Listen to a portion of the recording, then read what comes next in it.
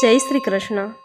આ વિડીયોમાં સાંભળશું રામદેવ પીરની પ્રાગટ્ય કથા તેમજ રામદેવ પીરના પરચા, જે બીજના દિવસે તેમજ ગુરુવારના દિવસે સાંભળવાનો ખૂબ મહિમા છે। હિન્દવા પીર તરીકે પૂજાતા રામદેવ પીરનો મહિમા સહુ કોઈ જાણે છે। પશ્ચિમ ધરાના પ્રગટ પીર તરીકે પંકાતા અને પૂજાતા રામદેવજી આજે પણ ભક્તોની મનોકામના પૂર્ણ કરે છે।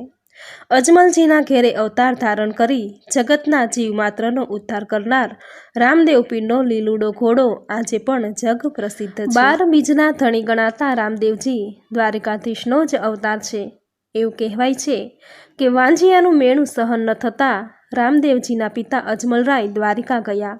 ત્યાં જઈ દ્વારકાધીશ પાસે હાથ જોડી ખૂબ આજીજી પ્રાર્થના કરી, પરંતુ દ્વારકાધીશ પ્રસન્ન ન થયા। આથી અજમલજી એવા આવેશમાં આવી ગયા કે સાથે પ્રસાદ માટે જે લાડુ લાવેલા એ લાડુનો છૂટો ઘા દ્વારકાધીશ પર કર્યો।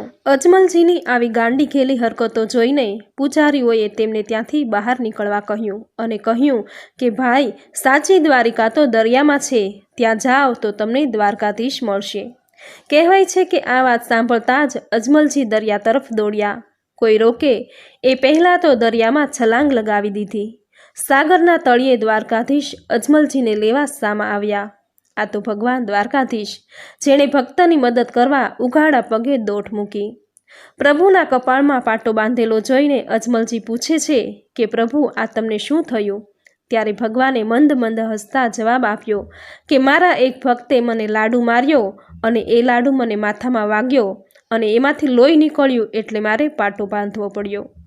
એ જ સમયે દીનદયાળ દ્વારકાધીશે અજમલજીને વચન આપ્યું કે હે ભક્ત, હું તારાથી પ્રસન્ન થયો છું અને તું જે વરદાન માંગે એ હું તને આપીશ। ત્યારે અજમલજીએ કહ્યું કે મારે પુત્ર જોઈએ છે। ત્યારે ભગવાને કહ્યું, હે ભક્ત, હું સ્વયં તારા ઘેરે પ્રકટ થઈશ। આ છે રામદેવ પીરના પ્રાગટ્યનો મહિમા। જે કોઈ નર નારી સાચા ભાવથી રામદેવ પીરનો મહિમા ગાશે કે સાંભળશે, તેના તમામ દુઃખ રામદેવજી અવશ્ય દૂર કરશે। તો આ રીતે અજમલ રાજાની ભક્તિથી પ્રસન્ન થઈ દ્વારકાધીશે અજમલજીને વચન આપ્યું કે હે ભક્ત, હું સ્વયં તારે ઘેરે પુત્ર રૂપે પ્રગટ થઈશ। અજમલજી હરખાતા હૈયે ઘેર આવ્યા। આવીને એમની રાણી મિનળદેને વાત કરી। વાત સાંભળતા જ મિનળદેની આંખમાં તો હરખના આંસુ આવી ગયા। એક દિવસની વાત છે, મહેલમાં પ્રકાશ પથરાઈ ગયો। ગગનમાં નોબત નગારા ગુંજવા લાગ્યા। મહેલમાં કંકુના પગલાં પડ્યા। ભક્તને આપેલા વચન પ્રમાણે ભગવાન દ્વારકાધીશ બાળક બનીને પારણામાં પ્રગટ થયા। અજમલ રાય અને મિનળદે સાથે આખા નગરે પ્રભુના આગમનને આનંદ અને ઉલ્લાસથી વધાવી લીધું। ઘેર ઘેર આસોપાલવના તોરણ બંધાયા। મિનળદેના આનંદનો પાર નથી। રોમે રોમમાં માતૃત્વ જાગી ઉઠ્યું। પુત્રને છાતી સરસો ચાંપી લીધો। દિવસો પસાર થવા લાગ્યા। પુત્ર પ્રત્યેના પ્રેમમાં માની મમતા એ પણ વિસરી ગઈ કે જગતના નાથે એના ઘેરે અવતાર લીધો છે અને એ જ સાચી મમતા છે। એક દિવસની વાત છે, બાળક રામદેવ પારણામાં રમે છે। માતા મિનળદે ચૂલા પર દૂધની દેગ મૂકીને બીજા કામમાં પરોવાઈ ગયા। કામમાં એવા ડૂબી ગયા કે ચૂલા પર દૂધની દેગ મૂકી છે એ યાદ પણ ન રહ્યું। પારણામાં સૂતેલા પ્રભુએ જોયું કે ચૂલા પર દૂધની દેગમાં ઉભરો આવ્યો છે, હમણાં દૂધ ઢોળાશે। પ્રભુએ પારણામાંથી જ હાથ લંબાવીને દૂધની દેગ ઉતારી લીધી। થોડી વારે મિનળદેને ચૂલા પર મૂકેલી દૂધની દેગ યાદ આવી। હાંફળા ફાંફળા એ તો ત્યાં દોડી આવ્યા। આવીને જોયું તો દેગ કોઈએ ઉતારી લીધી છે। મિનળદે વિચારમાં પડી ગયા કે બીજું તો કોઈ ત્યાં છે નહીં, દેગ ઉતારી કોણે? છેલ્લે પારણામાં પોઢેલા અને હાથ પગ ઉછાળતા પુત્ર પર નજર પડી। બાળ રામદેવજી મા સામું જોઈને એવું મલકાયા કે માતા મિનળદે પલવારમાં બધું સમજી ગયા। પ્રભુએ પ્રથમ પરચો માતા મિનળદેને આપ્યો। હે રામદેવજી, જેમ તમે ચૂલેથી દેગ ઉતારી એમ અમારા જીવનમાં જ્યારે જ્યારે દુઃખના ઉભરા આવે ત્યારે હે પ્રભુ, હાથ લંબાવીને અમારા દેહની દેગને ઝાલી લેજો। સ્મરણ કરીએ સુખ ઉપજે, ભજતા ભવ દુઃખ જાય, એવા પ્રતાપી પીર રામદે, મારા હૃદયે રહો સદાય। આમ રામદેવજીના આગમન અને પ્રાગટ્ય પછી પોકરણ ગઢ પાવન થઈ ગયું છે। બાળકના રૂપમાં પ્રભુ અવનવા પરચા પૂરી રહ્યા છે। જ્યાં જ્યાં રામદેવજીના પગલાં થાય છે ત્યાં ત્યાં નર નારી ટોળે વળે છે। એક દિવસની વાત છે, એક વણઝારો પોઠું લઈ આવ્યો. પોઠુંમાં મીઠી મધમત્તી મિશ્રી ભરી છે. પોકરણગઢના પાદરે રામદેવજી પોતાના બાળ મિત્રો સાથે ગેડી દડે રમે છે. વણઝારો પોતાની પોઠું લઈને ત્યાંથી પસાર થયો ત્યારે રામદેવજીએ પૂછ્યું કે ભાઈ, આ પોઠુંમાં શું ભર્યું છે? વણઝારાએ વિચાર કર્યો કે જો હું સાચું બોલીશ કે આમાં મિશ્રી ભરી છે તો મારે રાજનું દાણ ભરવું પડશે. રાજના દાણથી બચવા માટે વણઝારો ખોટું બોલ્યો. એણે કહ્યું કે કુંવર, આ પોઠુંમાં તો લૂણ એટલે કે મીઠું ભર્યું છે. એ જમાનામાં મીઠા પર કોઈ કર નહોતો. રામદેવજીએ હસતા હસતા વણઝારાને જવા દીધો. વણઝારો મનમાં મલકાયો કે ખોટું બોલીને રાજનો લાગો ન ભર્યો એ વાતનો આનંદ છે. ઘણા જીવ આ વણઝારા જેવા હોય છે. જરા જેટલી લાલચમાં જગદીશને એટલે કે જગતના નાથને ઓળખી શકતા નથી. આગળ જતાં આ વણઝારાએ વેપાર કરવા માટે પોઠું ખોલ્યું. જોયું તો પોઠામાં મિશ્રીને બદલે લૂણ ભરેલું છે. હાફળા ફાફળા થઈ ગયેલા વણઝારાએ એક પછી એક બધી જ પોઠું તપાસી, પણ બધી જ પોઠુંમાં મીઠું ભરેલું જોઈ વણઝારો તો રડવા જેવો થઈ ગયો. એક જ પળમાં લાલચના વાદળો વિખરાઈ ગયા. તત્કાળ વણઝારાને ખબર પડી ગઈ કે કુંવર રામદેવજી પાસે જૂઠું બોલ્યાનું જ આ પરિણામ છે. વણઝારો તો ઉઘાડા પગે દોડતો દોડતો રામદેવજી પાસે આવ્યો. આવીને પગમાં પડી ગયો. રડતા રડતા બોલ્યો કે મને માફ કરો. મારી લાલચમાં અંધ થયેલી આંખો આપને ઓળખી ન શકી. પ્રભુ તો દરિયા સમાન છે. સાચા હૃદયથી પસ્તાવો કરે એના દોષ પ્રભુ તત્કાળ ખોઈ નાખે છે. રામદેવજીએ વણઝારાના માથે હાથ મૂક્યો. તત્કાળ મીઠું પાછું મિશ્રી બની ગયું. બોલો પ્રગટ પરચાધારી રામદેવ પીરનો જય. આમ રામદેવ પીર પોકરણગઢમાં પરચા પૂરે છે. પોકરણગઢની પાસેના જંગલમાં ભૈરવો નામનો એક રંજાડી રાક્ષસ રહેતો હતો. આ નિર્દય રાક્ષસે આસપાસના વિસ્તારમાં એવો કાળો કેર વર્તાવ્યો કે મોટા મોટા મહારથીઓ પણ ભૈરવાનું નામ પડતા જ ધ્રુજી ઉઠતા. રૈયત આ ભૈરવાથી ત્રાસી ગઈ હતી. જીવતા પશુ અને જીવતા માનવ આરોગી જતો આ ભૈરવો જંગલમાં પગ મૂકનારને જીવતો ન જવા દેતો. એ જ જંગલમાં ખાખીનાથ નામના એક સિદ્ધ ઋષિ રહેતા. ત્યાં જ ઝૂંપડી બાંધીને તપ કરતા. ખાખીનાથ સિદ્ધ હતા, તેથી ભૈરવો એમને કંઈ ન કરી શકતો. એક દિવસની વાત છે. રામદેવજી પોતાના મિત્રો સાથે ગેડી દડે રમે છે. રમતા રમતા રામદેવજીએ દડાને એટલા જોરથી ગેડી મારી કે દડો છેક જંગલમાં ચાલ્યો ગયો.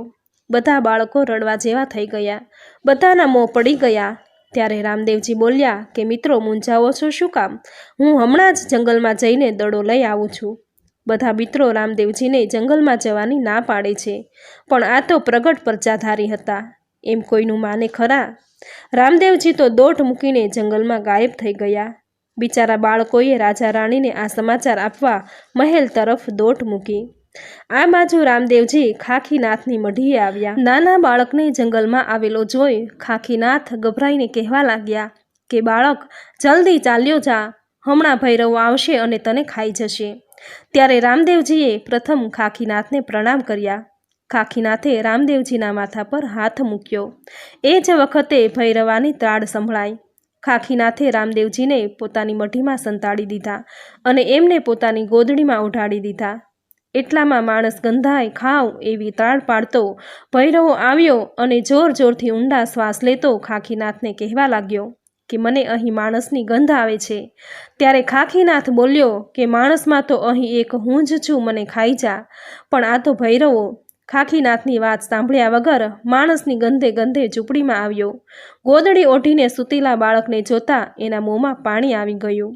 ઘણા દિવસો પછી આવું કુમળું માંસ ખાવા મળશે એ વિચારે ભૈરવો હરખાવા લાગ્યો. ભૈરવાએ ગોદડીનો છેડો પકડીને ઘા કર્યો, પણ ગોદડી લાંબી હતી. ભૈરવે તો માંડ્યો ગોદડી ખેંચવા. જેમ જેમ ભૈરવો ગોદડી ખેંચે છે તેમ તેમ ગોદડી લાંબીને લાંબી થતી જાય છે, ત્યાં સુધી કે ભૈરવો જેવો ભૈરવો પરસેવે રેબ ઝેબ થઈને હાંફવા લાગ્યો, પણ ગોદડી ખૂટતી નથી. આખરે રામદેવજીએ વિચાર કર્યો કે હવે ભેરવાની શાન ઠેકાણે લાવવી જ પડશે. એક ઝાટકે ગોદડીનો ઘા કરીને રામદેવજી ઊભા થયા. ભેરવાએ ત્રાડ પાડી. ભેરવો અને રામદેવજી રણે ચડ્યા. ભેરવો મોટા મોટા વૃક્ષ મૂળ સોતા તોડીને રામદેવજી પર ફેંકે છે, પણ રામદેવજી જ્યાં હાથ આડો કરે છે ત્યાં જ વૃક્ષો સ્થિર થઈ જાય છે. ભૈરવાએ ફેંકેલી પથ્થરની મોટી મોટી શિલાઓ રામદેવજીના સ્પર્શ માત્રથી ફૂલનો દડો બની જાય છે. આખરે ભૈરવો થાકી ગયો. એને લાગ્યું કે નક્કી આ માયાવી બાળક એને મારી નાખશે. મોતના ભયથી ડરી ગયેલો ભૈરવો રામદેવજીના પગમાં પડીને માફી માટે કરગરવા લાગ્યો. દયાળુ રામદેવજીએ એને મારી નાખવાના બદલે એક ઊંડી ગુફામાં ભંડારી દીધો અને કહ્યું કે દર વર્ષે તને અહીં જ તારો ભાગ મળી જશે. હવેથી કોઈને હેરાન ન કરતો. ભૈરવાને ભોમાં ભંડારી અને ગુરુ ખાખીનાથને પ્રણામ કરીને રામદેવજી જંગલની બહાર આવ્યા. જોયું તો આખું ગામ ત્યાં ઊભું હતું. બધા ચિંતાતુર હતા. કેટલાક તો રડતા હતા. રામદેવજીને જીવતા જોઈ બધાની આંખમાં હરખના આંસુ આવી ગયા. રામદેવજીએ માંડીને બધી વાત કરી. અજમલરાય અને મીણલદે પુત્રના પરાક્રમથી રાજીના રેડ થઈ ગયા. હે પ્રગટ પરચાધારી, પશ્ચિમના પીર, તમે જેમ ભૈરવાને ભોમાં ભંડાર્યો એમ અમારા આ દેહરૂપી વનમાં વિચરણ કરતા કામ, ક્રોધ, મદ, મસ્તર, મોહ, માયા નામના 6 રાક્ષસોને પણ આપના હાથે જ સંહાર કરો. કારણ કે આ 6 ભૈરવ ભોમાં ભંડારો તો જ ભવપાર થવાય. બોલો રામદેવ પીરની જય. તો આપણે સાંભળી રામદેવ પીર પ્રાગટ્ય કથા સાથે રામદેવ પીરના પરચા. તનની રોગ પીડા કોઢ મટાડી મનને સુખ આપનાર રામદેવ પીર ભક્તોની મનોકામના પૂર્ણ કરે છે.